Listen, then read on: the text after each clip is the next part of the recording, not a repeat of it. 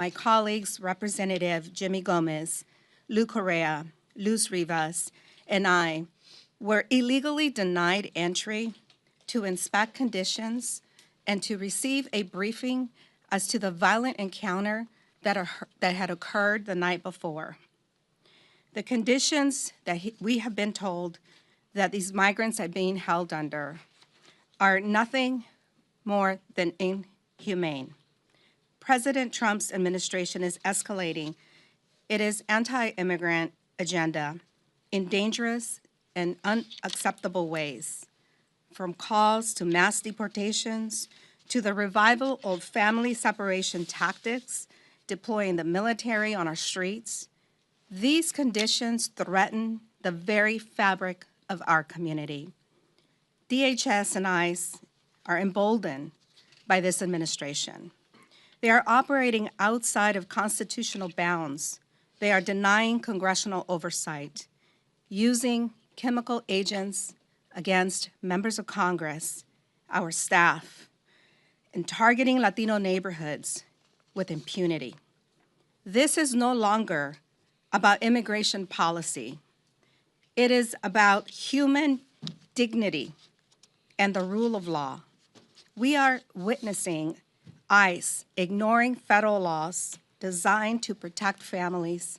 We are also seeing people going missing, families being torn apart, and even American citizens being wrongfully detained, caught up in the racial profiling. I demand accountability from DHS and Trump's political appointees for their blatant violations and obstruction of Congress. And I do not condone violence either. And I believe that our local elected officials and the local law enforcement agencies are more than capable of holding down the line and bringing back peace. Bringing the National Guard and the Marines only escalates tensions, turning our neighborhoods into battlegrounds and militarizing our streets is not the answer. It's not the answer for California, and it's not the answer for any other state or municipality across the country. As a former 911 dispatcher, I have served this city for 17 and a half years. I have heard some of the worst things unfold in my ears.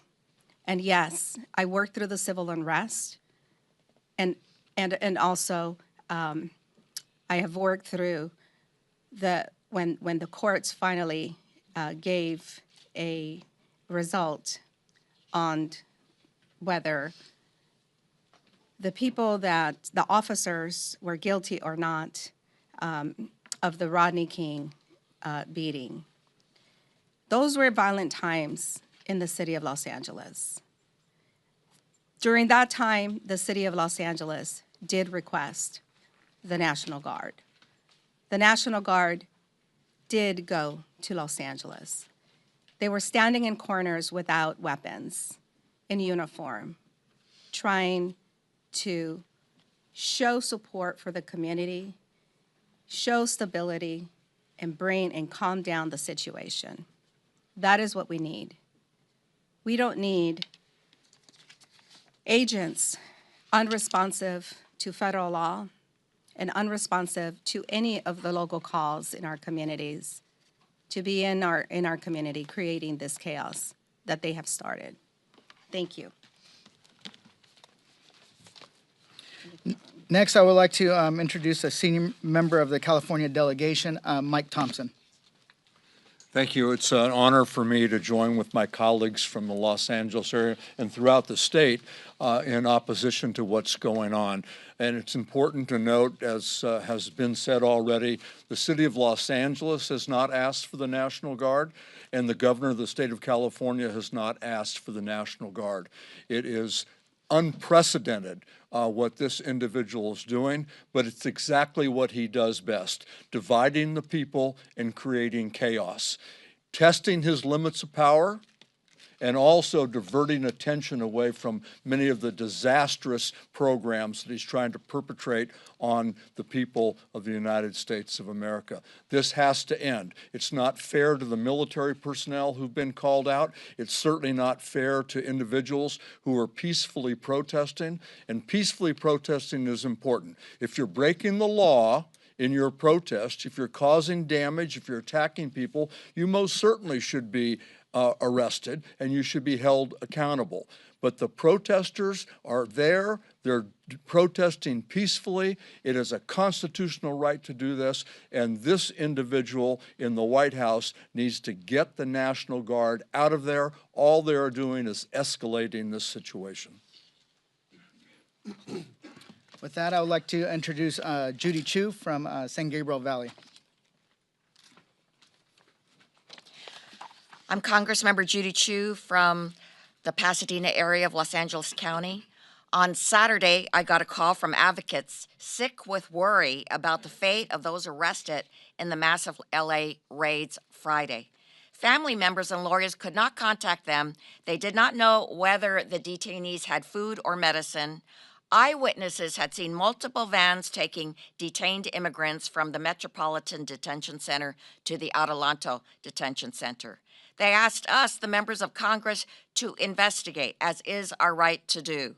So on Sunday morning, Congress members Gil Cisneros, Derek Tran, and I went to Adelanto to conduct our congressional oversight and ensure that these detainees were receiving due process.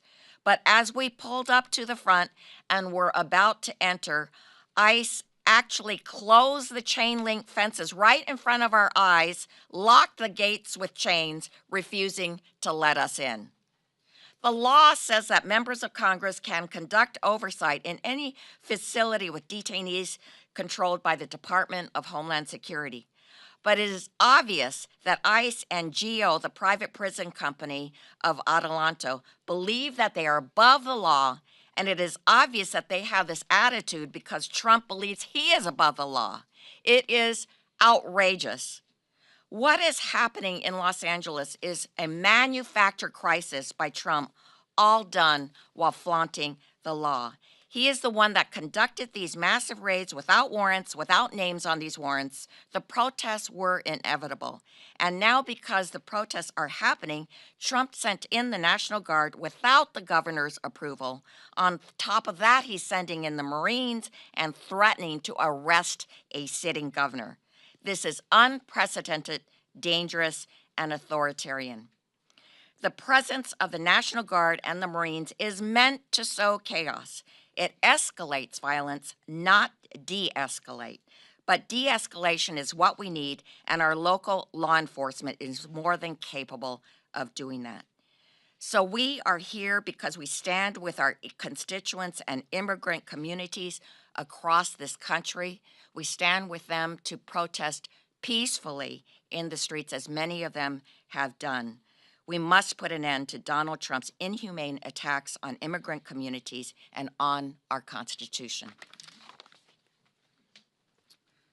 Next, I would like to introduce Jimmy Panetta. He is a veteran, and he's also from Northern California. Jimmy. Thank you, Representative Gomez, for sharing the stage with your Northern California brethren. And I want to thank all of my Southern California and California members who are here today. Look, let me simplify it. This is about retribution, it's about provocation, and it's about distraction. It's about retribution because Donald Trump does not like California. He does not like our policies. He does not like our politics. But you know what? That's okay, because clearly, based on the election, California does not like the personality, the narcissistic personality of Donald Trump, and we clearly do not like his policies. This is about provocation. It was Donald Trump who sent in the military to a peaceful protest. It was about Donald Trump who sent in the military to basically stir things up and give him the image and give him the fight and give him the pictures that he wants. And this is about covering up. This is about distraction. It's about distracting from his failed domestic policies, it's about distracting from his failed foreign policies, and it's about distracting from a pathetic row between the President of the United States and the richest man in the world. When it comes to Californians, we will continue to protest, and we will continue to do it in a peaceful way. And those who don't are going to pay the consequences. Because when it comes to Californians, we support immigrants. And yes, we support the Constitution. So we will stand with the protesters who do it in a peaceful way and continue to push back on this administration. And we will stand shoulder to shoulder, as you see up here today, because we are willing to go toe-to-toe with the President of the United States. Thank you. Now I would like to introduce Speaker Emerita to say a few words. Thank you, Congressman Gomez, for putting this letter together and bringing us together this morning. I listened in traffic. Mind you, for what they had planned for the weekend, they had blocked off a whole lane of traffic. So it took, what takes 8 minutes took a half an hour to get here. Happy birthday to you, too. But in any event, thank you. And I could hear by my staff's phone what others have said, and I associate myself with their remarks. Here's the thing. The president has said he can't send in the guard without the governor's agreement, permission. The president has said, I don't know if I have to obey the Constitution. I hope the president would read Article 10 of the Constitution, and I urge all of you to do that as well, because Section 12046 of Article 10 says that the National Guard cannot be called up by the president without the consent of the governor. So that is the basis under which he's proceeding. That is the basis on which the governor of California is suing. Really, I think it's really important for people to know how this came to be. Raids that they were holding, situations where if your case is not settled, if you're still out there and haven't had a resolution of your status, you have to, by law, report in on a regular basis. You are obeying the law, and now they are deporting people for obeying the law. So, as others have said, it's a distraction. It's really stupid, because we understand that we are a nation of immigrants. We want people to have a facilitation of their status. We do not want any violent protest, and that would be addressed for those who are acting violently. I do want to say two more things. One is, and I say this as a former party chair, when there is a large gathering of people, the anarchists see it as an opportunity and they move in. So always have to be careful whether you see a burned car or a broken window or whatever it is. It may be the exuberance of the moment, but it may be the anarchist setting in. I heard one of the former police chiefs of Los Angeles speak about this on Sunday. Secondly, and you know this to be true, and I haven't seen it really reflected so much in the press, in a bipartisan way, on January 6th, with violence against the Constitution, against the Congress, and against the United States Capitol, we begged the President of the United States to send in the National Guard. He would not do it. Not only would he not do it, when law enforcement people were being harmed, some later died, he would not send it in when an insurrection that he incited was causing damage to those assigned to protect the Capitol and the Constitution that day, to accept the results of the Electoral College. That day, he didn't do it. He forgave those people. Now his people want to raise money for them, and yet, in a contra-constitutional way, he has sent the National Guard into California. Something is very wrong with this picture. Inconsistent in his actions, contrary to his own statement that he couldn't, of a year ago, that he couldn't send anyone in without the governor's consent, any place, and in violation of the Constitution. Thank you again, Mr. Gomez, for bringing us together. Thank you, Speaker Merida. Now, I'd like to introduce Nanette Barragan. Thank you. I'm Congressmember Nanette Barragan. I represent California's 44th District. I represent Paramount, California. Where on Saturday morning, the protests started. Where on Saturday morning, you had ICE agents beginning to stage what was believed to be an enforcement activity at the Home Depot lot across the street. They were going to look for people looking for work, not for criminals, but for people looking for work. Word got out, and protesters showed up to protest. Now, it started peacefully, and we saw the agents, the federal agents, the ICE agents, use tear gas, use pellets, and that, of course, inflamed the situation even more. I talked to the Sheriff's Department, who said they got a call around 10 a.m. They had no notice. They had no heads up. So they had to mobilize other officers before they could even respond. Now, we've seen an image of somebody who was violent that day, and we all condemn the violence, and those people should be prosecuted. We do not support that. But the peaceful protesters that were there, they were tear gassed, they had the pellets shot at them. That's not right, and that's not what this country is about. That evening on Saturday, around 8 p.m., I spoke to the Paramount Police Department, the sheriffs there, and the situation was mostly under control. There was a few people left. They had gotten the ICE agents out, and they had left the situation. What occurred was across the way in Compton, across from the bridge there, people started to show out. And we saw some of the evening crowd start doing things like property damage. And again, these are folks that we don't agree with and we condemn. The police department was very clear. We don't need help. We have this under control. And the sheriffs in Paramount got it under control. Overnight in Los Angeles, the LAPD got it under control as well and cleared out the situation. And then all of a sudden, the National Guard showed up. So we know this is intended to create chaos, to escalate the tensions, and those tensions have now risen.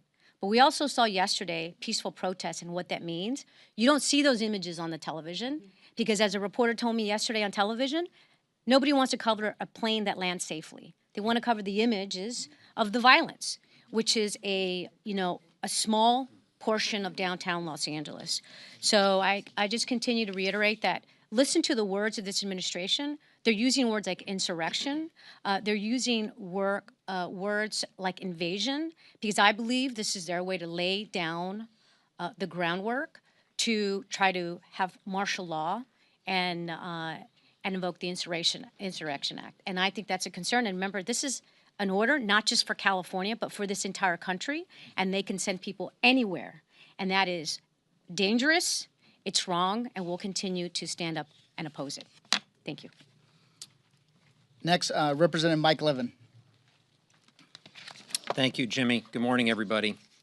For the past 6.5 years, I've had the great honor to represent our Marines and sailors on Camp Pendleton.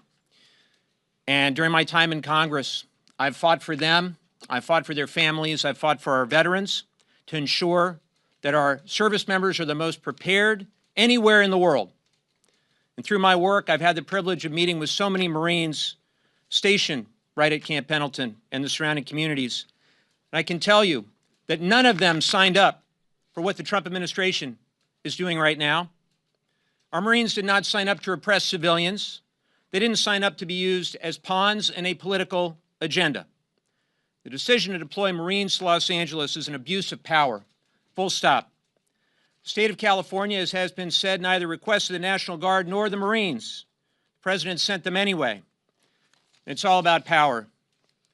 Let me be very clear, as my colleagues have said, we all support the right to peaceful protest. It's essential for a healthy democracy. We strongly condemn the agitators who are committing acts of violence. Their behavior is completely unacceptable. And they're giving people like Stephen Miller exactly the images that they want. And that makes it even easier to then pick a fight over political retribution. But by sending the Marines to Los Angeles, the president is fanning the flames of a very delicate situation. He wants the protests to spiral so we can crack down even further. I'll always support our service members. And the vast majority of Marines are not trained for this. They're training for non-lethal weapons and for crowd control and for civil disobedience. It's happening right now because they haven't had it before. It's a total of 4 days that they're training for this purpose. It's dangerous, and it threatens the very apolitical nature of our armed forces.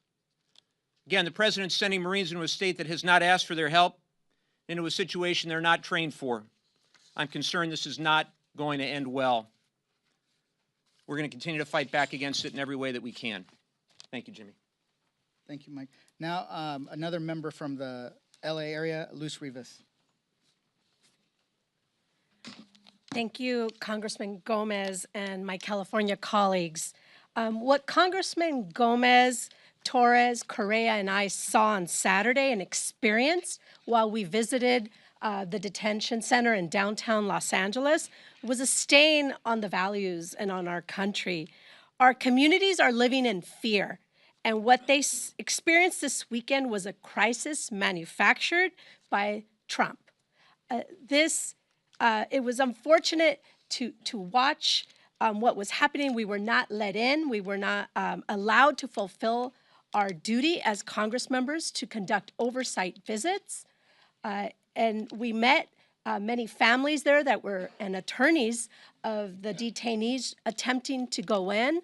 And the way it was handled, even spraying some chemical agent at us, was horrible, knowing that there were members of Congress outside of that detention center and they're willing to do that. Imagine what they're willing to do to Americans.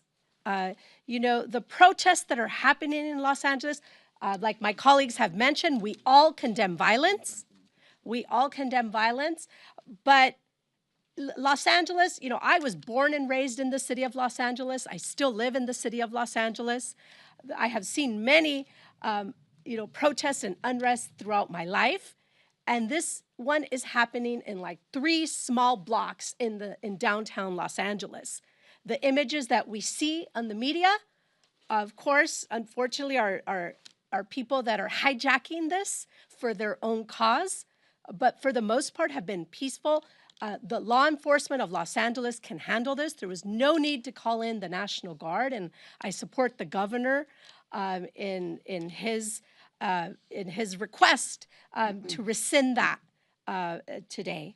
So I join my colleagues to condemn what is happening and to support Californians and Los Angeles. Thank you. Thank you. Since we're running out of time in the room, I want to start taking some questions if people have it, and then some of the members who haven't spoke will be able to jump in and answer some of those questions. Go ahead.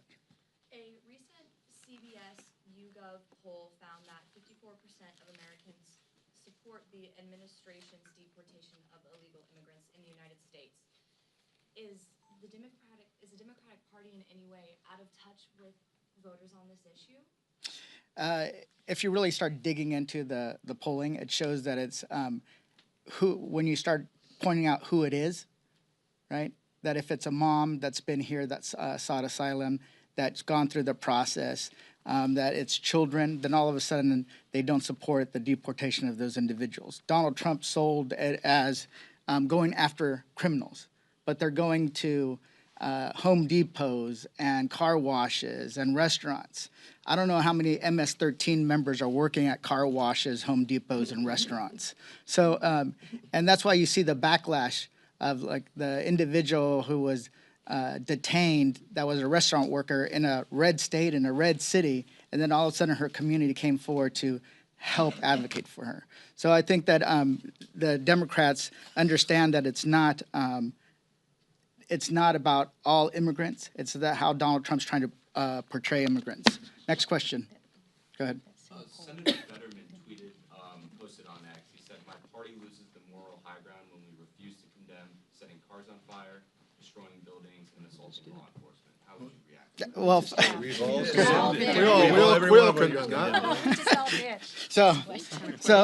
go ahead. I wanted to ask, I know you touched on this a little bit, some of it, but the president joking about arresting Governor Newsom. I don't not think a that was a joke. joke. That was not a wasn't a joke. I mean, speak to that, the concern that this is. I would say I'm against arresting any of the most prominent elected officials in this country. But if you're going to elect a prominent elected official, start with the one with 34 felony convictions. Let's also be clear, then the Come here. borders are said that he wasn't gonna do it. Because obviously, if they did arrest Gavin Newsom, then it would change the narrative. And then it would be about the illegal arrest of a sitting governor who was elected by the majority of voters in the state of California, and not about a felon who is in the White House who is manufacturing chaos to distract from the fact that he is cutting hundreds of billions of dollars in needed programs that will kill people. This is about if it bleeds, it leads. So he has created and manufactured violence so that he can have a show on the television. But other people, older people, folks who are disabled, young people are going to be bleeding when Medicaid gets cut, when people are evicted from their homes. And this has been an illegal deployment of the Marines and the National Guards without the request or the consent of the sitting mayor and the sitting governor of the state of California. So are you suggesting this is So what we're talking about here is bad faith enforcement of our immigration laws. As the Speaker Emerita alluded to, people have to check in. People are following the law when their cases have not been fully adjudicated, and ICE is doing something unprecedented. They are arresting and deporting people who are following the law. That has understandably created people who have been put in an impossible situation. Americans do want our immigration laws enforced, but they're also fair. They don't like unfairness. They don't like people being denied due process rights. And that's what's actually going on also here when people show up to their hearings and then thinking they're obeying the law and then seeing their families being arrested and taken away, or showing up to schools and parents separated from their kids. This is going to inflame communities. These are intentional acts of inflammation by this administration. They need to pull back. They need to pull back the National Guard, and they need to rein in ICE's inflammatory tactics. So are you suggesting that this is a distraction from the big, beautiful bill and the Yes. Go ahead. All right, right here. Now, you mentioned that you want to have the National Guard withdrawn, you don't want the National Guard being involved in this. You also mentioned the insurrection, so to speak, on January 6th. That was back when the National Guard was pulled back and was waiting for a long period of time, and then there was a big investigation that was put into that, and people said, "Where's the National Guard? We're having all these rioters who came into the Capitol. Where is the National Guard?" Then all of a sudden, here we had the National Guard that was put in there because there was, let's face it, a lot of rioters and a lot of violence that was going on there that you're calling peaceful protesters. But a lot of people didn't see that on the TV screens. So either you don't have the National Guard that didn't come in on time on January 6th, or you do have the National Guard where there was violence. We did see it on our TV screens. What do you want? So, wait a second. So on January 6th, I was here. There was 50,000 people outside. They were scaling the walls. They were bashing in, breaking in, with members of Congress trapped in the gallery, including myself, including a lot of the people here. That was a dire situation where the police were run over. People were beaten with. The difference is Speaker Pelosi asked for help. Very different situation. And here's the thing. Donald Trump is the one that was actually inciting that. And here's what's also going on. How many police officers have died in LA? 0. How many people died on January 6th? 5. How many people their heads were beaten in here? At least 1 or 2 or maybe more, right? There was so when people say that it's Democrats are being not consistent is completely wrong. Next question. Can we get their outlet when they ask a question? Yeah. Who are you with? Why address this as a distraction from the big beautiful bill and Musk instead of treating it as a goal unto itself? Who are you with again? I'm Hula Chavez with Reuters, sir. Who wants to answer that? Anybody? The distraction question. Instead of I think there's some difference of opinion here as to what Trump is trying to distract us from.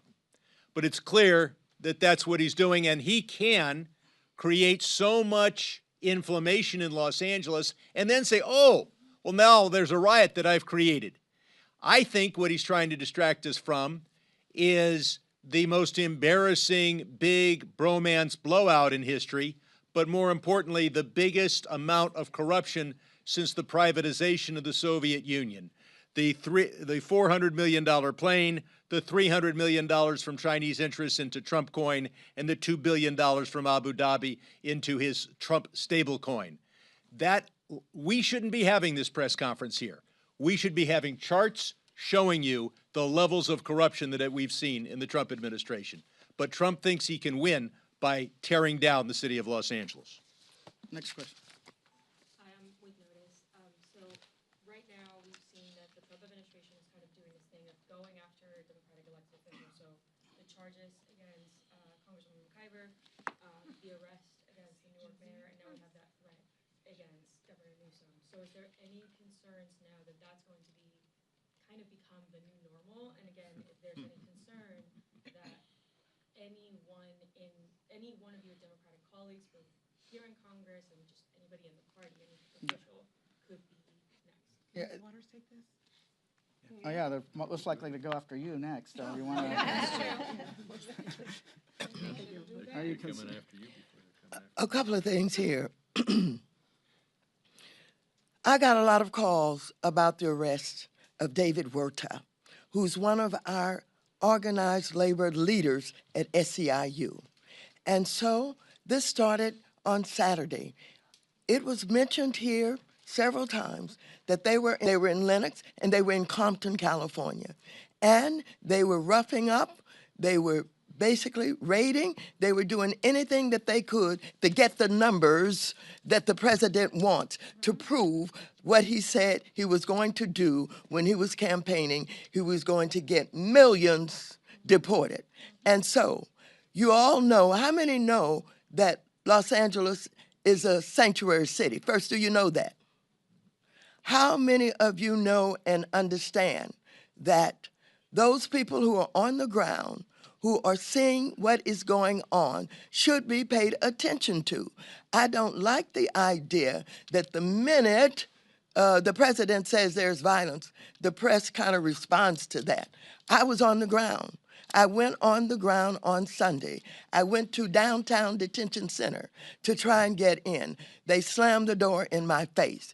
There were few people outside. They were not protesting. But guess who really had the attention? It was the National Guard, armed with huge, look like AK-47, huge weapons pointed at the people on the sidewalk who were barely protesting at all. And so the first thing you got to get it in your heads is you cannot believe what the president is telling you. You've got to understand that he's a liar, that he cannot be trusted, that he wants to get the numbers. He wants to show MAGA crowd that he's in fact getting the numbers he promised he was going to get to deport people out of the country. Now, if you're not careful in the way that you analyze this and you see this, you're going to not understand when martial law is called. You know what is about to happen? I'll tell you what is about to happen. The National Guard is the first call out. The Marines, the second call out. Doesn't that cause you to wonder, why are we getting all of these armed forces out when the protests and even those who were out of step with what we are advocating, peaceful protest, did not create any violence. Nobody was shot, nobody was killed. Get it in your head. And so when martial law is called, what are you going to say? I missed the point. Don't miss the point, you all. Don't think that somehow, because they called out the National Guard, there was violence. There was no violence. I was on the street. I know. And I went from downtown detention back out into the community, talking to people what happened in Paramount, what happened in Compton, what happened in Inglewood. So, first of all, get it straight. And don't just rely on what you're being told or the few incidents that you saw. He's provoking. He's trying to make sure that he gets people angry. People are worried about separation of families, children from their mothers and their fathers, etc. And of course, we always have to be careful that they're not agent provocateurs that we've learned about historically that's in the middle of all of this, trying to make sure that they create violence. We are not creating violence. We don't have any outpouring of violence. We are saying we want peaceful protest. The Constitution guarantees that. Stop this lying president from what he's doing and getting into your heads and get it straight. Thank you. So adding on to it, the arresting of a member of Congress, threatening to arrest an individual is all part of a pattern of a president that is outside the bounds of the law. You know, when it comes to the elected officials, when it comes to attacking the courts, trying to impeach judges, ignoring court orders, sending in the military, nationalizing or federalizing the National Guard, that is the dark path that we are talking about. That is the path we are on, where he will end up in a place where he ends up calling martial law, unless the American people see that what's going on in California is an excuse to test the bounds of his authority or break those bounds completely. Jimmy, just to back up what Maxine's saying. So we received a briefing from the general who commands our National Guard.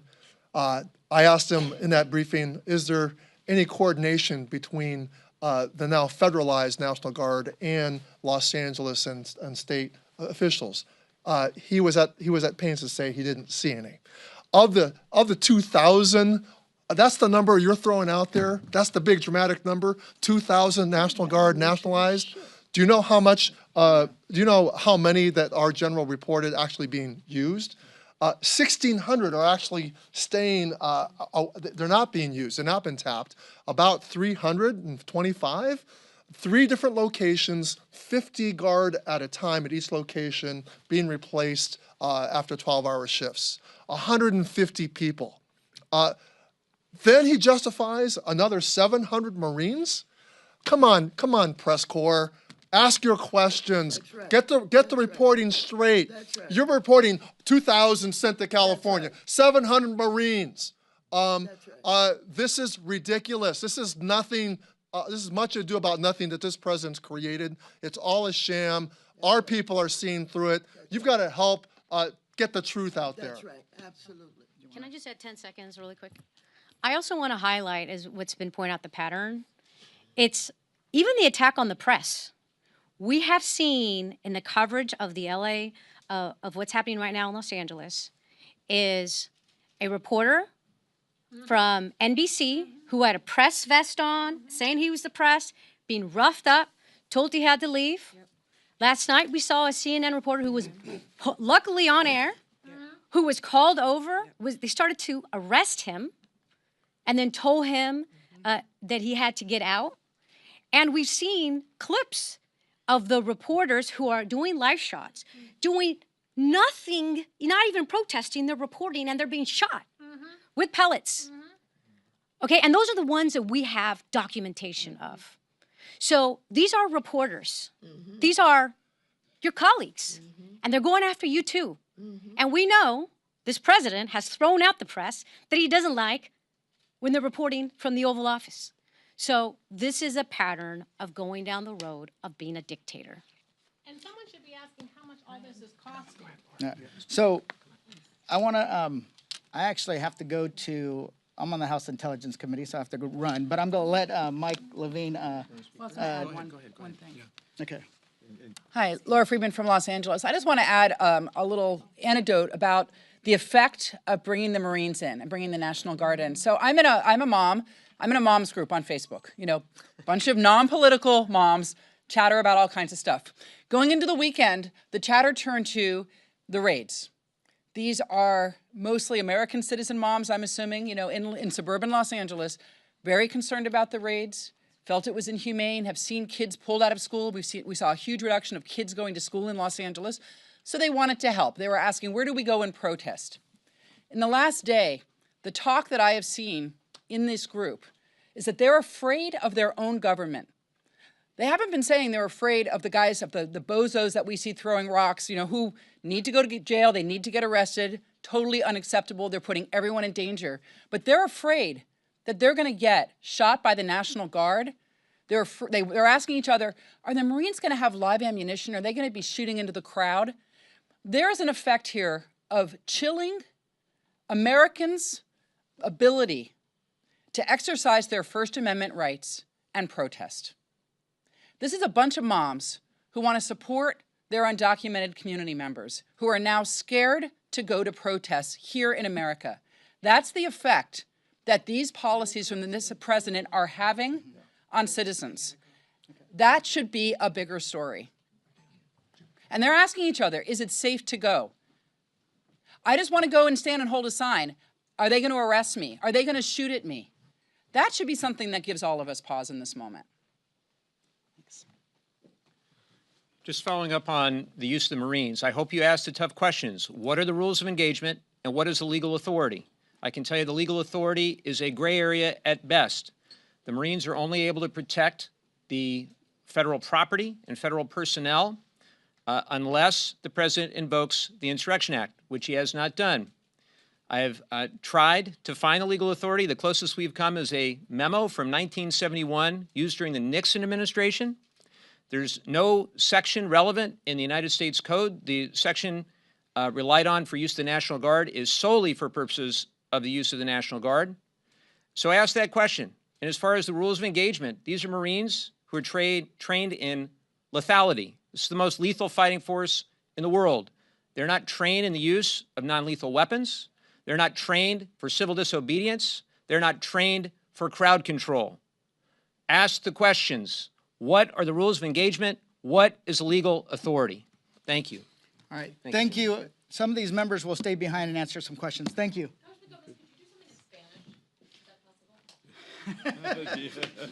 Now. Thank you. Can you just talk to us in Spanish just about the possibility of President Trump enacting the insurrectionist law and the consequences? Okay. Quiero decir que nuestra comunidad en Los Ángeles, en California, en los Estados Unidos, tenemos muchas preocupaciones que este presidente va a hacer algo que no va a cambiar nuestro país para siempre. Y yo creo que si va a usar el Insurrection Act, eso va a hacer mucho daño a nuestra comunidad, pero va a hacer mucho daño a nuestro país, a nuestra democracia, va a hacer mucho daño a nuestro gobierno, porque gente va a creer que este país ya no es un democracia, es un país que es de una persona, y eso es Donald Trump. Y esa persona ya no está obligado a seguir la ley. So, nosotros tenemos estamos preocupados con esto, pero vamos a luchar cada día que nuestra comunidad, para el país, sabe qué está pasando. Gracias. Thank you. All right. Good. Sounds good.